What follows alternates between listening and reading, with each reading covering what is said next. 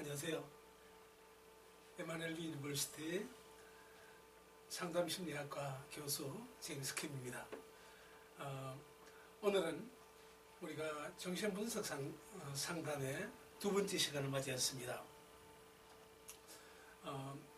상담학에서 여러분들께서 보내주셨는데 심리학은 이번에 에마누엘 유니버 @한밀.net으로 보내주시길 바랍니다. 전에 사용하던 에마누엘 1,2,3는 해킹을 당해서 지금 사용을 못하고 있습니다.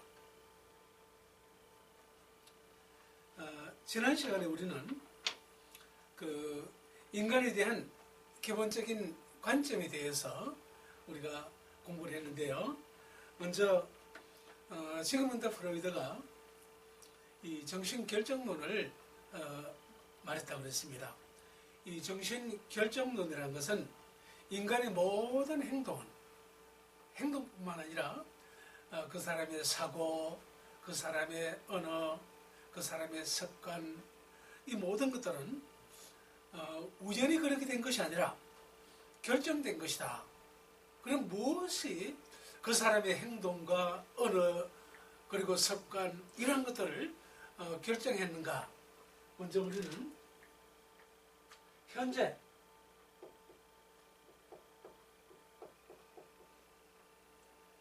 그리고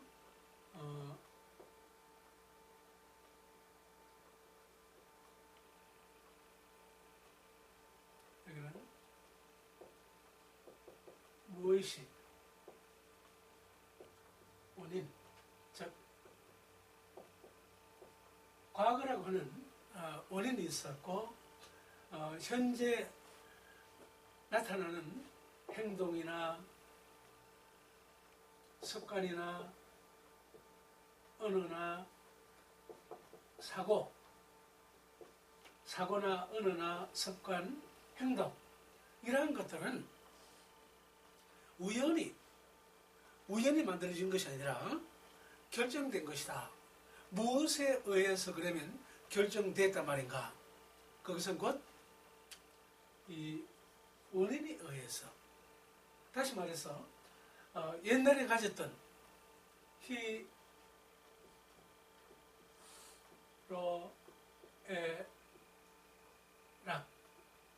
옛날에 기쁘고 슬프고 즐겁고 했던 이 모든 희로애락이 이러한 것들이 옛날에 가졌던 이 모든 경험들, 사건, 사고, 아픔, 슬픔, 기쁨, 이러한 희로애락, 이러한 것들이 무의식이라고 하는, 지난주에 말씀드린 무의식이라고 하는 이 주머니 속에 들어가 있었습니다. 그래서 이러한 무의식이 원인을 나타낼 때, 원인을 가졌을 때 그때와 비슷한 환경이 될 때, 현재 비슷한 환경이 될 때, 즉 과거에 가졌던 이런 것들이 현재 문제를 일으킨다 하는 겁니다. 그래서 우리는 지난 시간에 결정론에 대해서 그렇게 공부를 했고요. 이것은 환경적인 결정론이 아닌 내적인 결정론이다 그랬어요. 사람 마음속에 존재하는 이 정신적인 과정, 이것이 본질적인 요인이라는 겁니다.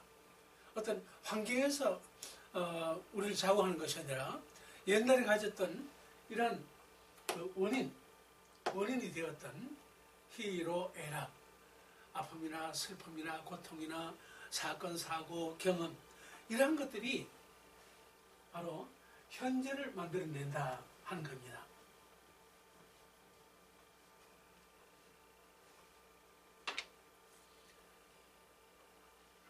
자, 그러면 옛날에 가졌던 이 원인이 되었던 이러한 것들이 이 무의식, unconsciousness라고 하는 이 무의식 속에 들어가 있는데, 무의식은 하나의 기억의 저장고다 말할 수 있습니다.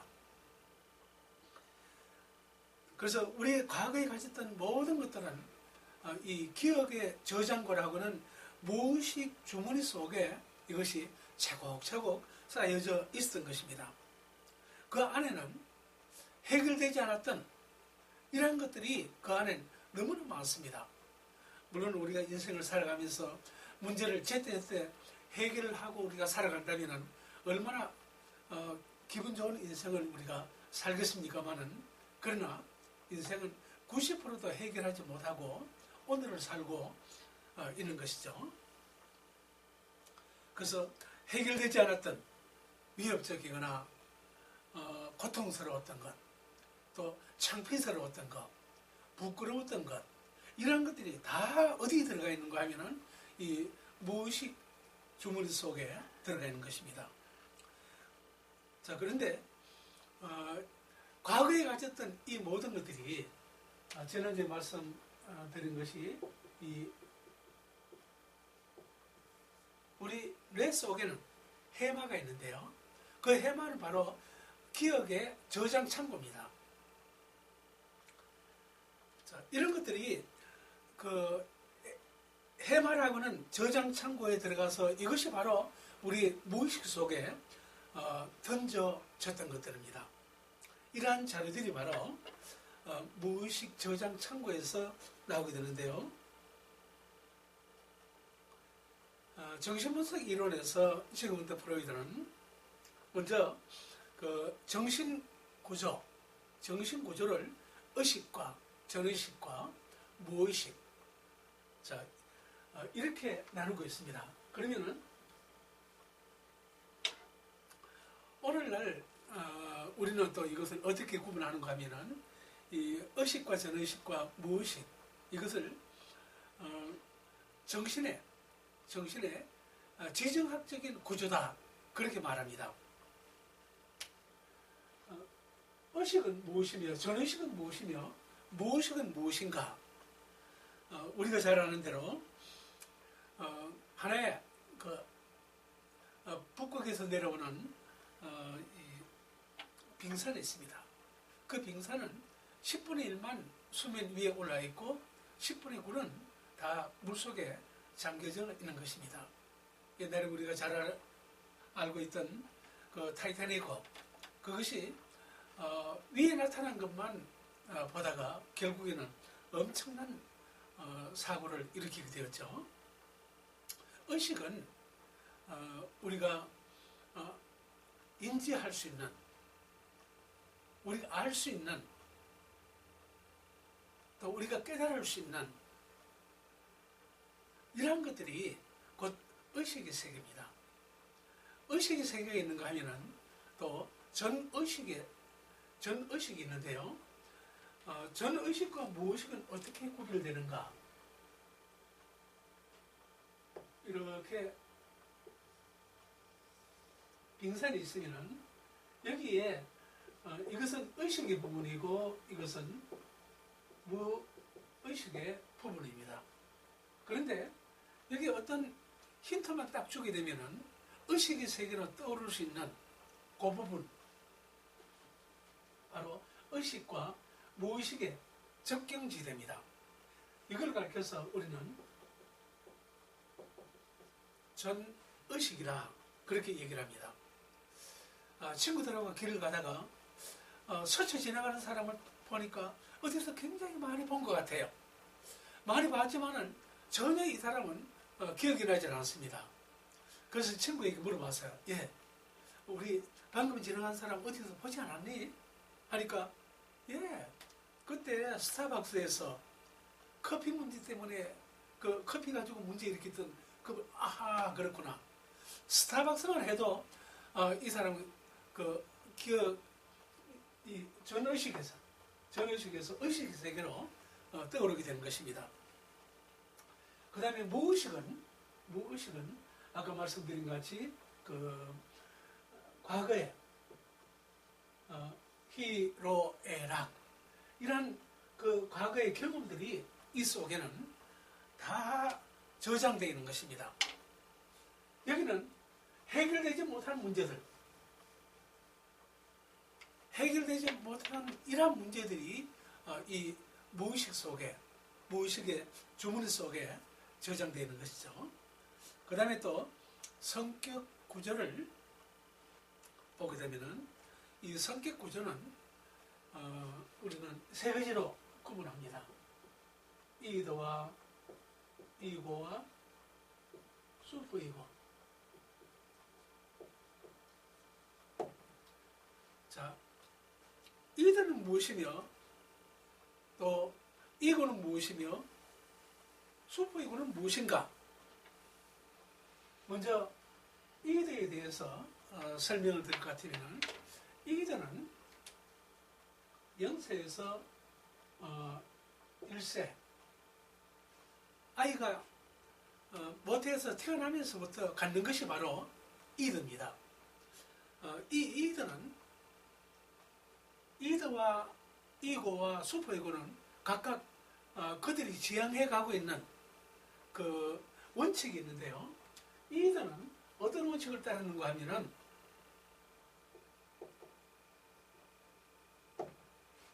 프레셔 프린시플이라고 하는 이러한 그 쾌락 원칙을 따라가는 것이 바로 이 이더입니다.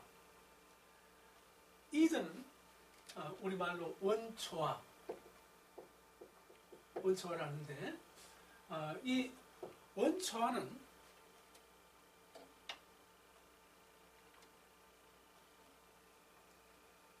세 가지를 구분할 줄 모릅니다. 원초화에 의해서 사는 사람, 즉 이더에 의해서 사는 사람은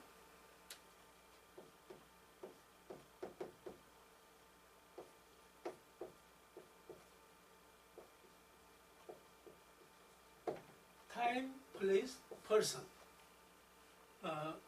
때와 장소와 사람을 구분하지 않습니다.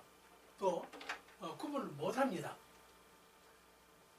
우리가 0세에서 1세 아이들을 보게 되면 그 아이들은 이 쾌락의 원칙을 따라 살기 때문에 아무리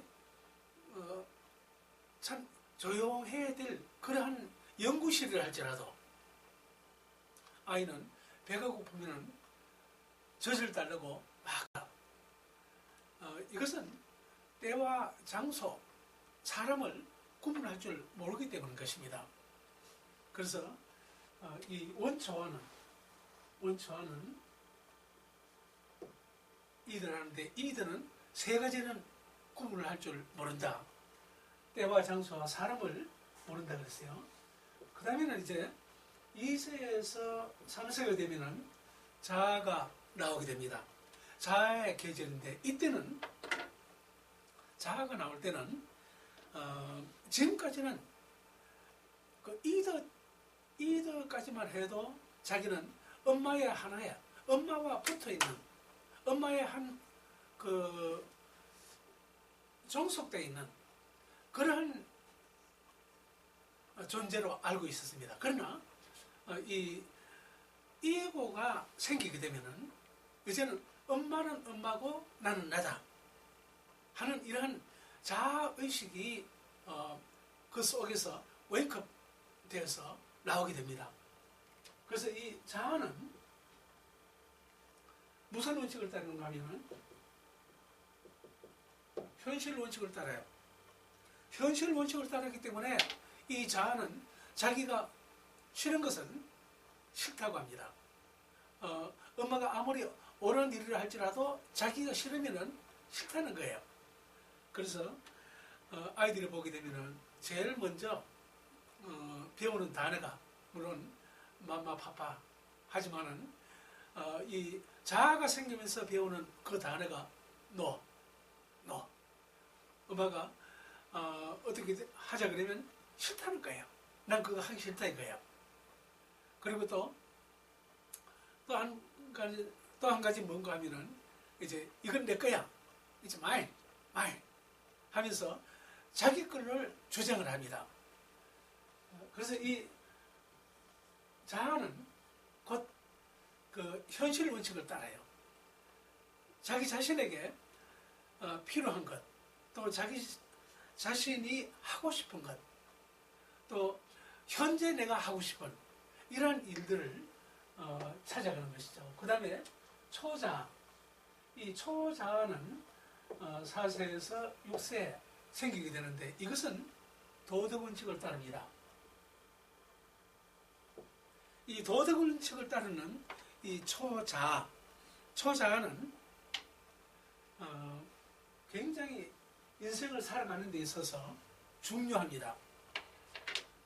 4세에서 6세 이때는 가정마다 이제 아빠 역할이 굉장히 중요할 때입니다. 아빠가 자기 자신의 아이를 반듯하게 바로 키우기 위해서는 이때 아이들에게 좋은 책, 좋은 글, 좋은 이야기 이런 것들을 많이 들려줘야 됩니다. 많이 들려주게 되면 이 아이들은 그때 아버지나 어머니로부터 받았던 이 권선징악,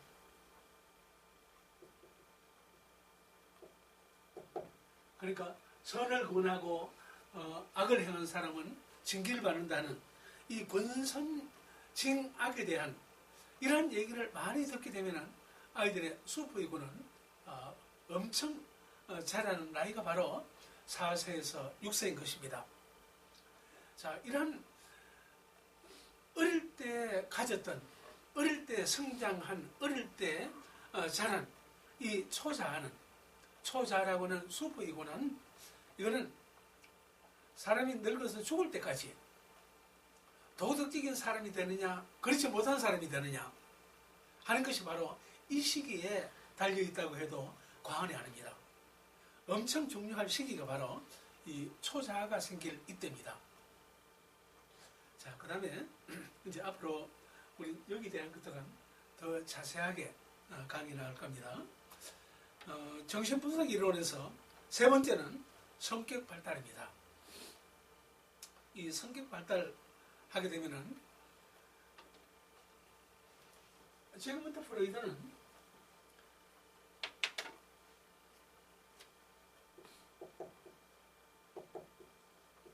리비도가 어디로 향해 있느냐, 어디로 리비도가 향해 있느냐에 따라서 그분은 구순기, 항문기, 난근기, 그 다음에 잠복기, 생식기 이렇게 나눠놨습니다. 리비도는 성적 에너지입니다.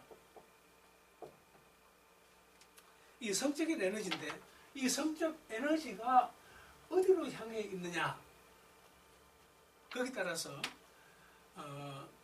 구분하기를 먼저 아이들이 태어나게 되면은 모든 이 성적 에너지가 입으로 향해 있다. 그래서 그걸 어떻게 증명할 수 있느냐? 모태에서 태어난 아이들 이 1살 될 때까지 이 아이들을 보게 되면은 모든 것들이 입으로 들어갑니다. 엄마 젖꼭지도 입으로 들어가고 가짜 젖꼭지를 줘도 입으로 들어가고 손가락도 입으로 들어가고 손에 쥐었다 하면 모든 것이 입으로 들어간다. 그래서 이때를 가리켜서 구순기다 그렇게 얘기를 합니다. 자, 그러면 항문기가 이제 나오게 되는데 구순기를 지나게 되면은 항문기를 맞이합니다. 이제는 이 리비도가 어디로 향하는가 하면은 입으로 향하던 리비도가 항문으로 향하게 되죠. 이 항문으로 향하게 되니까 아이들은 자꾸 항문을 만지게 돼요. 아이들을 키워보게 되면 이 나이에 2살, 3살 되었을 때 이 나이에 아이들이 항문을 자꾸 만지는 것을 보게 됩니다. 자, 그건 뭐냐면은 리비도가 지금 항문으로 향해 있는데 그것을 만족시켜주기 위해서 아이들은 항문을 만지게 되는 거죠.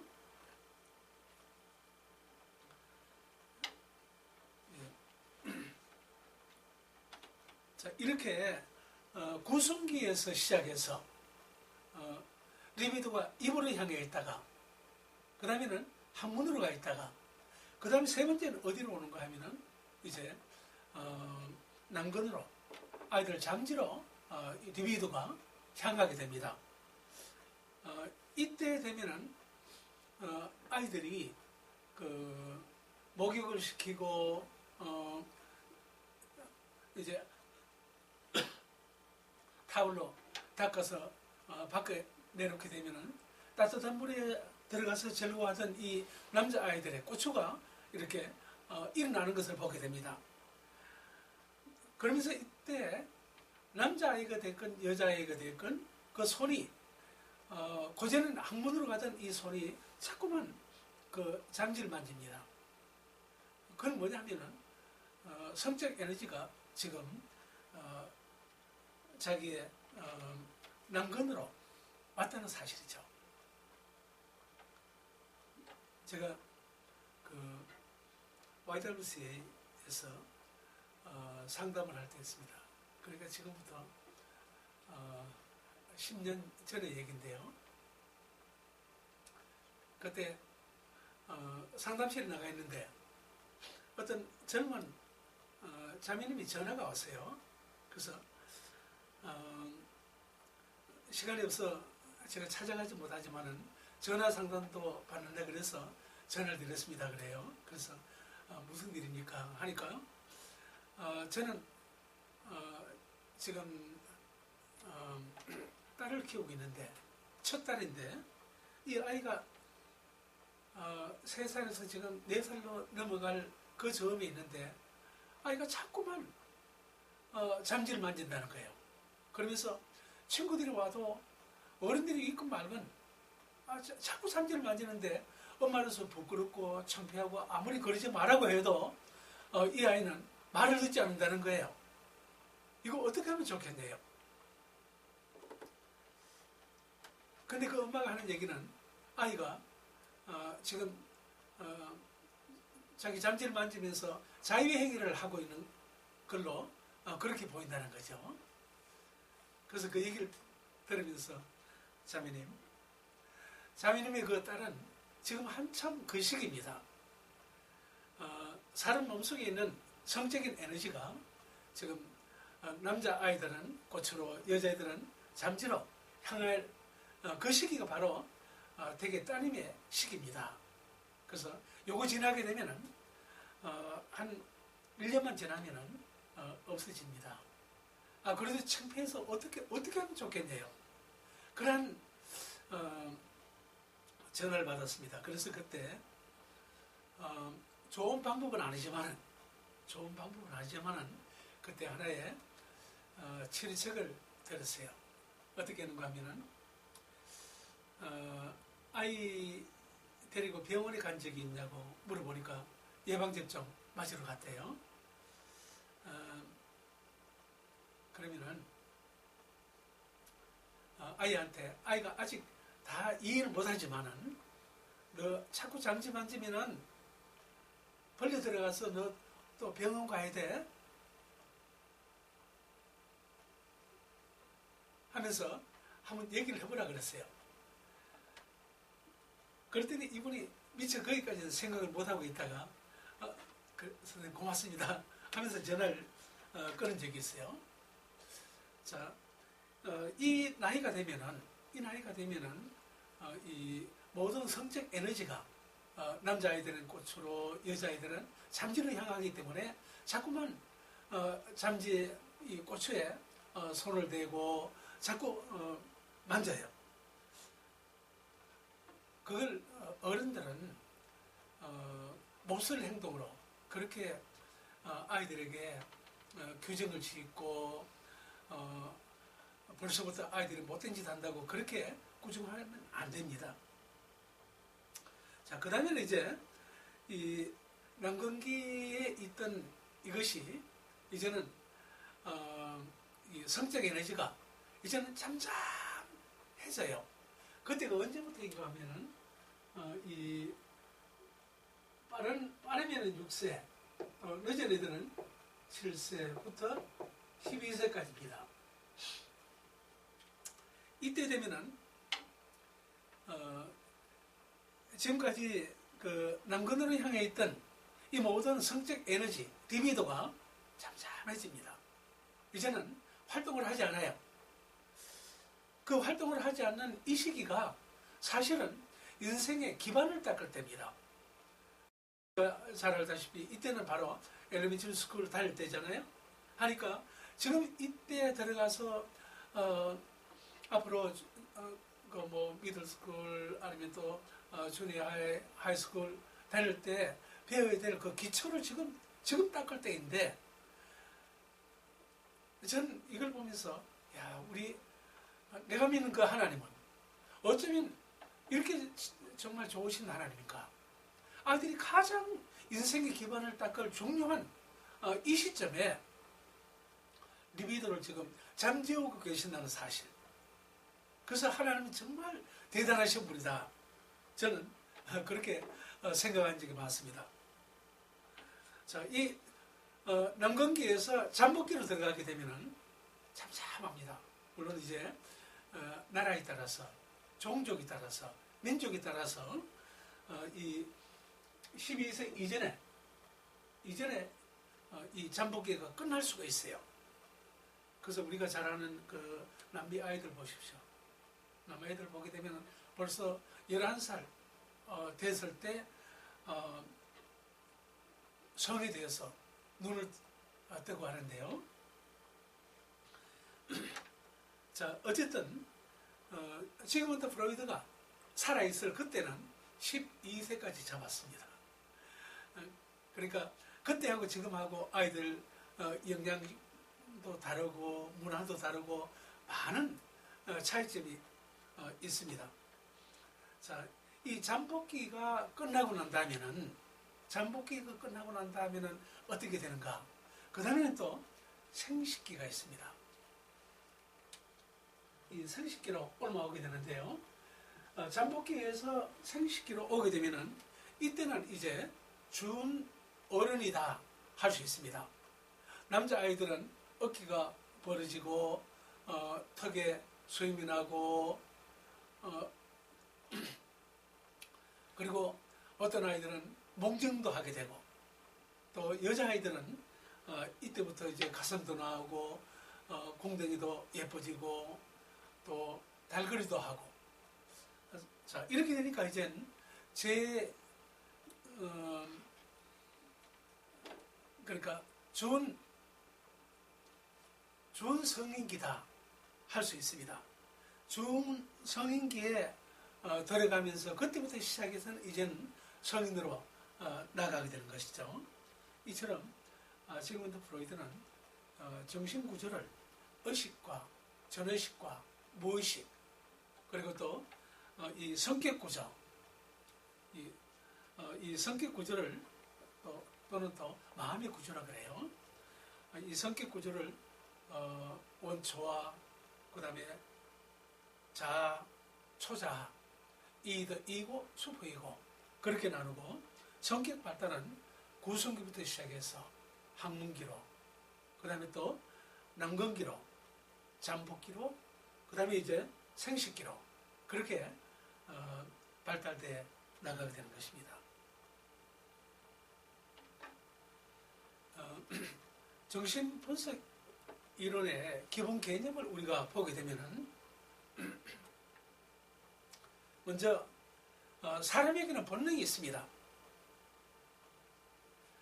인센트라고 하는 이러한 본능이 있는데, 본능을 갖지 않는 사람은 아무도 없습니다.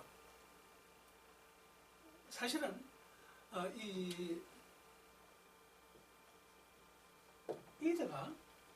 이더는 선천적으로 조물주 하나님이 사람들에게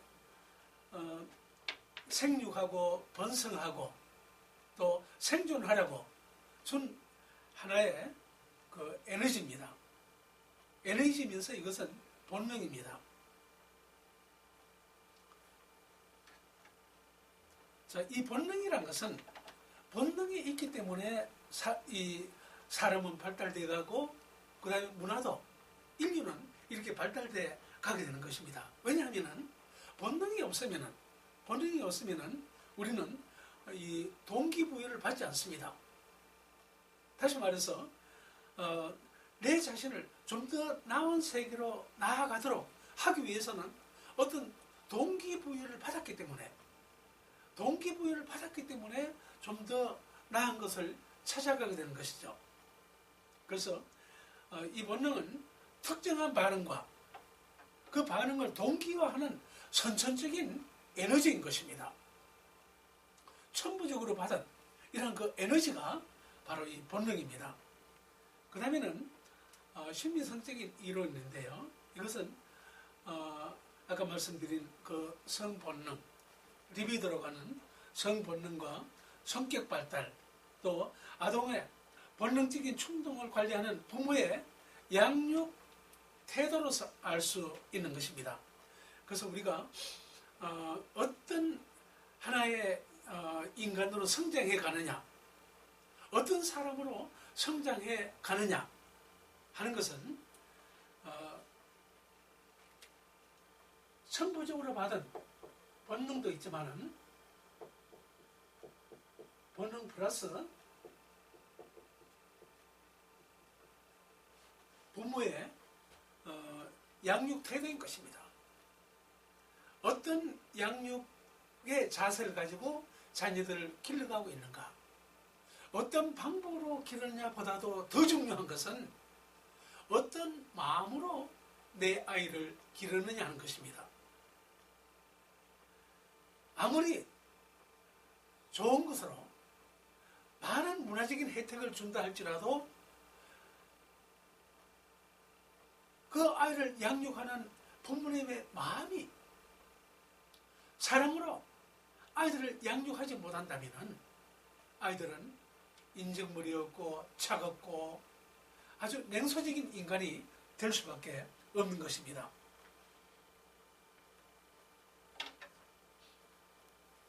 자, 이러한 그 부모님의 양육의 자세, 거기다가 인간의 그 본능, 다시 말해서 인스틴이라고 하는 이 본능이 플러스 되게 되니까, 합쳐지게 되니까 여기서 하나의 심리성적인 이론을 만들어 내게 되는 것입니다.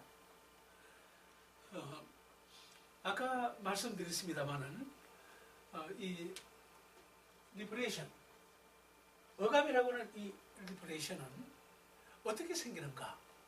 과거에 내가 가졌던 그 희로애락 이런 것들이 항상 의식의 세계에 떠 있다면 이 세상은 아수라장이 되고 말 것입니다. 그러나 이것이 어디 들어가 있는가? 아까 말씀드린 이 무의식 속에 들어가 있습니다. 자, 어떻게 무의식 속에 들어가 있는가? 내가 이 의식의 세계 속에서는 고통과 슬픔과 분노와 이런 것을 내가 컨트롤을 하기 어렵습니다. 자, 컨트롤을 못하게 되면은 어떻게 되는가? 이 세상은 아비규환이 될 것입니다. 그러나 조물주 하나님은 사람마다 무엇을 주시는가 하면은 사람마다 다 컨트롤 타워를 주셨습니다. 이 컨트롤 타워가 무너지게 되면은 무너진 사람을 가리켜서 우리는 사이코라 합니다. 미친 사람입니다. 다시 말해서 제정신을 자기가 컨트롤 못하는 것이죠. 자, 이 희로애락에서 가졌던 이러한 경험들, 이러한 것들을 이 무의식 속에다가 이것을 집어넣습니다. 집어넣는 그 과정을 가리켜서 억압이다,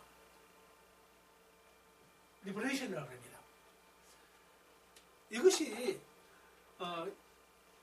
리버레이션 대해서 이 무의식 속에 들어가 있으니까 과거의 슬픔, 또 과거에 화났던 것, 과거에 억울했던 것, 이런 것들을 우리는 잊어버리고 살아갑니다. 그래서 이 무의식은 의식 또는 인지하기 두려운 사건들이 선별적으로 망각되어서 억압된 내용들로 구성된 하나의 정신 구조가 바로 무의식이다, 하는 겁니다. 그래서 무의식의 세계 속에 들어가게 되면은 거기는 여러분들이 지금 기억하지 못하는 과거에 가졌던 엄청난 그 해결되지 못한 자료들이 그 속에 억압되어 있는 것입니다. 그래서 우리는 억압도, 이 리퍼레이션도 하나의 방어 기제입니다.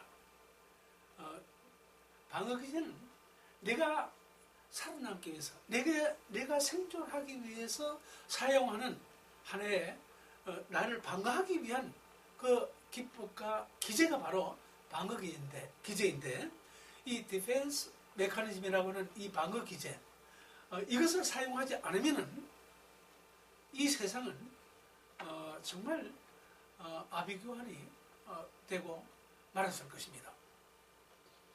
자, 그 다음에 무의식적인 동기가 있습니다.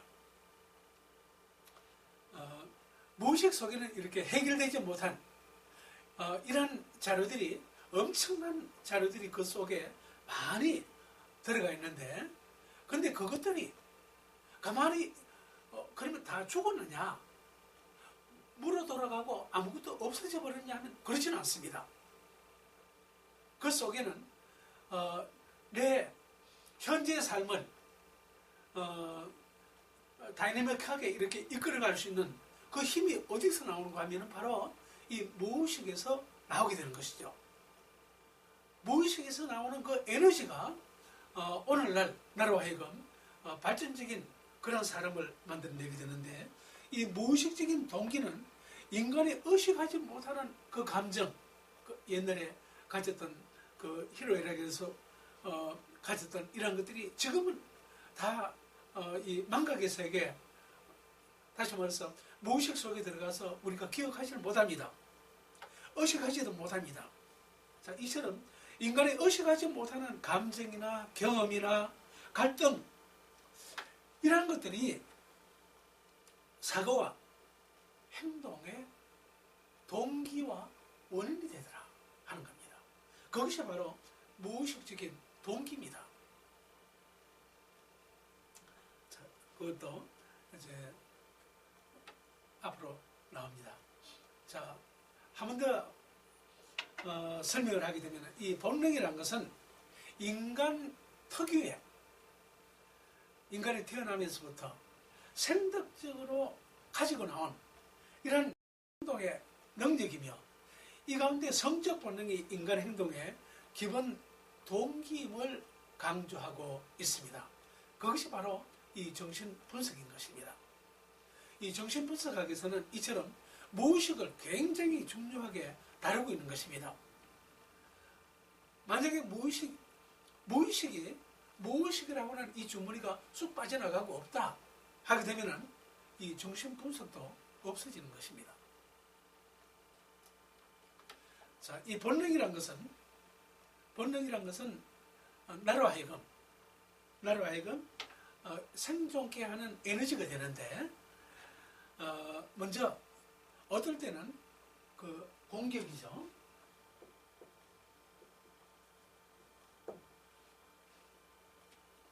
어떨 때는 내가 저것을 정치하지 않으면, 저것을 내 것으로 만들지 않으면은 나는 내 배를 채울 수가 없다. 그리고 내 가족들의 떼거리가 없다. 자, 그럴 때 이 공격적인 행동이 나오게 되는 것이죠. 그 다음에 도피가 있습니다. 한밤중에 어떠한 무시무시한 짐승이 나타나게 되면은 그 자리에서 도피하고 싶은 것이 바로 인간의 본능입니다. 뿐만 아니라 먹어야 되고, 잠자야 되고, 화장실 가야 되고, 또 종족을 제 이슬을 봐야 되고 하는 이 모든 것들, 이것이 바로 인간이 가지고 있는 성적인 본능인 것입니다. 오늘은 여기까지 하겠습니다. 감사합니다.